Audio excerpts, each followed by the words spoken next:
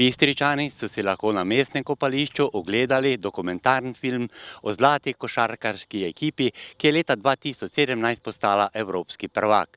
Tvorec tega naslova pa tudi Bistričan Klemen Prepelič. Bistriški športni junak Klemen Prepelič je odličen dokumentarni film ogledal v družbi številnih ljubiteljev košarke. Nas pa je predvsem zanimalo, kako sedaj podoživlja uspeh izpred 5 let. Sigurno se vračajo vsi občutki, ki so bili prisotni v momentih ne samo finala, ne samo v momentu zmage, ampak tudi v celih pripravah, tudi v letu 2016, ko smo imeli te kvalifikacije za evropsko prvenstvo, smo se sploh tja uvrstili. In podoživljajo vse te stvari, kot so prvi kontakti z Igorjem Kokoškovom kot trenerjem, prvi naši treningi, vse ti pride nazaj, se ti obrača in sigurno vrhunski spomini in sigurno prvo kot prvo ponos in še enkrat ponos.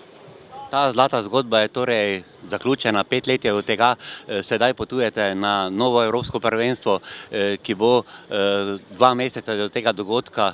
Kako ga sam pričakuješ?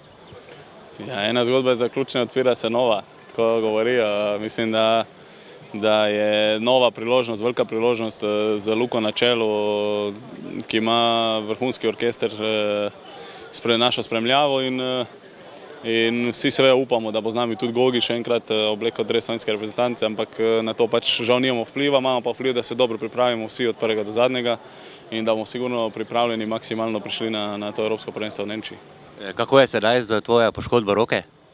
Dobro, v ponedeljek sem dobil zeleno luč strani kluba, da lahko začnem z progresivnim kontaktom, kar pomeni 1 na 1, 2 na 2, prvo malo blažji kontakt in je to vedno močneje. In reprezentanca se zbira 25.7., večina igralcev, jaz 25.7. ne bom bil tam zaradi rojstnega dneva mojega sina, sigurno želim biti prisoten, ampak z 26.7. se priključujem. Je včerajšnja tekma, ko si sam dejal napoved, da boste na evropskem prvenstvu, po evropskem prvenstvu v Slovenijo prinesli že drugi zaporedni naslov evropskih prvakov. Ste tako močni? Jaz mislim, da smo, verjamem v to, ampak pot do tega je izjemno težka. Prvo kot prvo moraš preživeti cele priprave brez poškodb, da ti je to naklonjeno, da je cela ekipa pripravljena. Potem moraš biti optimalno pripravljen, moraš tempirati formo, kar sigurno ni enostavno. Temu primerno imamo izjemno dober stav, trenerje, ki so izjemno nadarjeni, izjemno dobro lahko čitajo situacije in sigurno to ne dvomim, da nas bo pripravili 100%.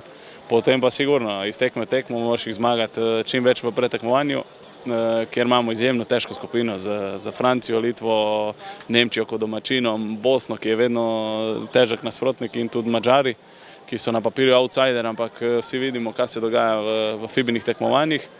Potem pa praktično ni več kiksa. Potem greš v osmino finala, četrtfinale, polfinale, finale, vsak poraz pomeni odhod domov, oziroma poraz v polfinalu, vemo, pomeni borbo za bronasto medaljo. Jaz mislim, da vsi mi ciljamo na vrh, z Luko si to sigurno lahko privoščimo, definitivno pa mislim, da lahko obljubimo medaljo.